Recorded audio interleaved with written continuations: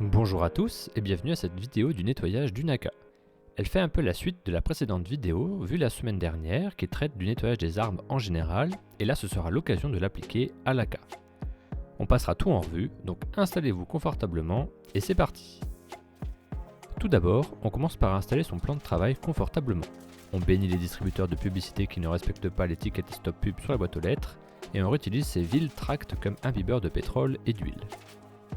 Pour notre recette de nettoyage du NACA, prenez une AK fraîchement rentrée de votre séance au stand. Je laisse les plus observateurs suggérer dans les commentaires quel est le modèle et il se pourrait que ça soit un des prochains essais à paraître. Voilà. Safety first, on inspecte la chambre, on retire le capot par l'arrière, on enlève le guide ressort, le transporteur de culasse, la culasse. Puis, on fait de même avec le tube d'emprunt des gaz. Enfin, on termine par retirer le frein de bouche si ce dernier est démontable.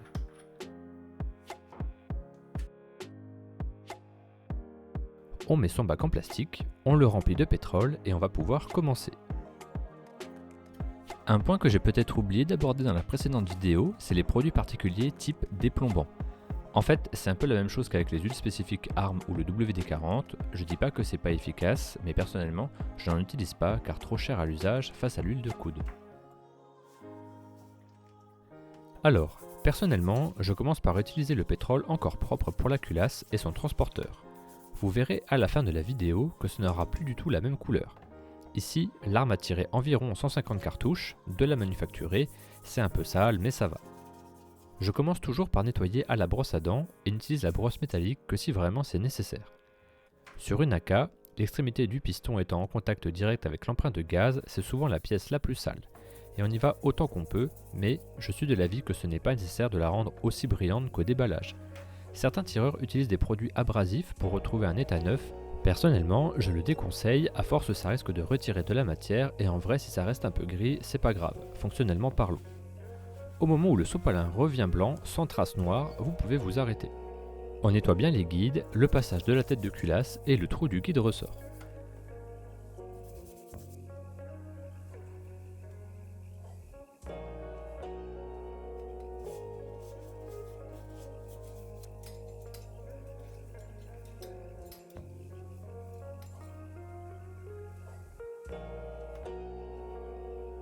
Ensuite, on insiste bien sur la tête de culasse au niveau des sillons correspondant aux gorges de la douille, puis l'orifice du percuteur. On en profite pour voir si ce dernier bouge correctement dans son logement.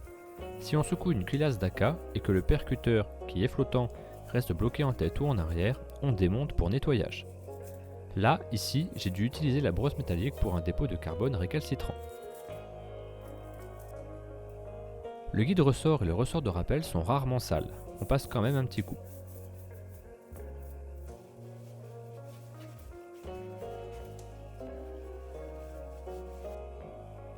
Le frein de bouche maintenant. On insiste bien sur le filet. Si on tire de la corrosive, on nettoie bien intégralement le reste. C'est la pièce qui prend le plus cher avec des munitions corrosives. Il faut frotter, le pétrole ne désactive en rien les sels corrosifs. Donc si vous noyez les pièces dans le pétrole et que vous ne frottez pas, ça sert à rien.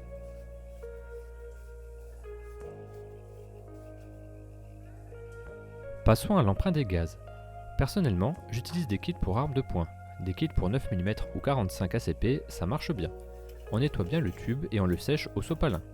Idem, tant que le sopalin ne sort pas blanc, on recommence.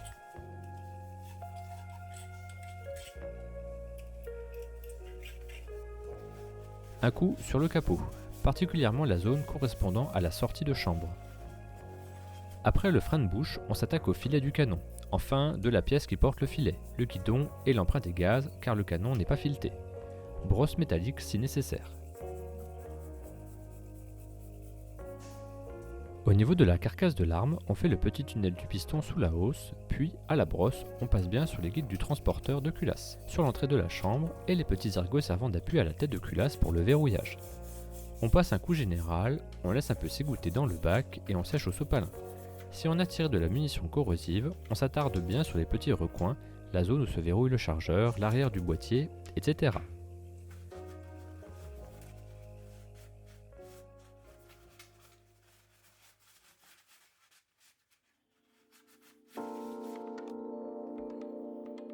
Maintenant le canon et la chambre. Pas de brosse métallique pour ma part pour ne pas rayer le canon à la longue. Brosse nylon du bon diamètre et on fait plein d'allers-retours. Pour la chambre, on n'oublie pas qu'elle est d'un diamètre supérieur au canon, donc idem ici. J'utilise un kit pour 9 mm.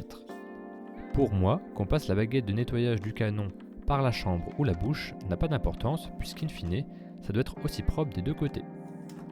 Pour terminer, j'utilise des tampons coton, un ou deux, secs, pour assécher le canon du pétrole. Puis, un tampon imbibé d'huile que je passe et qui laissera une fine pellicule d'huile.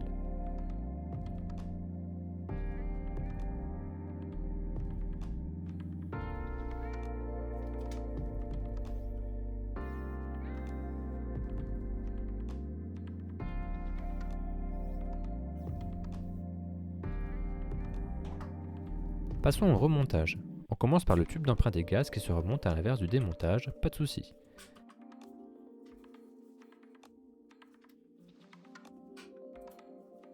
Puis, le frein de bouche. On s'assure que tout est bien propre et sec et je mets une petite goutte d'huile sur le filet.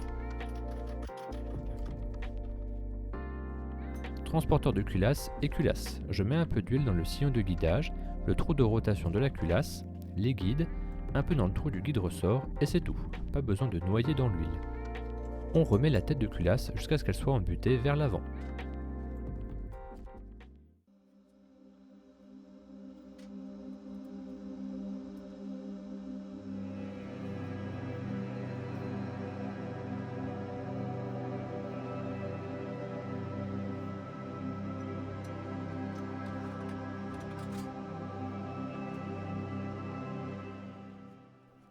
Quelques gouttes sur le guide-ressort et le ressort et on remonte. On termine par le capot. Petit coup de chiffon global et zou, fini.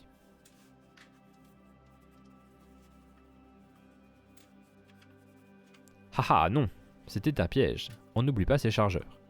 Alors, c'est pas nécessaire de les faire à chaque fois mais en vrai ça prend 30 secondes, pourquoi s'en priver? On presse à l'arrière de la plaque, on fait gaffe de ne pas se prendre le ressort dans le nez car il y a un peu de force là-dedans. Petit coup de sopalin imbibé de pétrole rapidos, on passe une brosse ou un sopalin dans le corps du chargeur, on nettoie les lèvres, on passe un petit coup d'huile sur tout et zou, fini.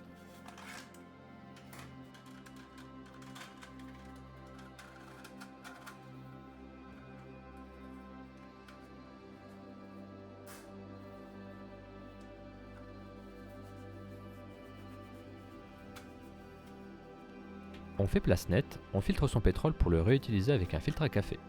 Au final, en comptant le pétrole que l'on recycle, l'huile issue d'un bidon de 5 litres d'huile pour moteur, les quelques tampons en coton, allez, ça fait le nettoyage à 50 centimes. Voilà, j'espère que ce tuto nettoyage d'ACA vous servira.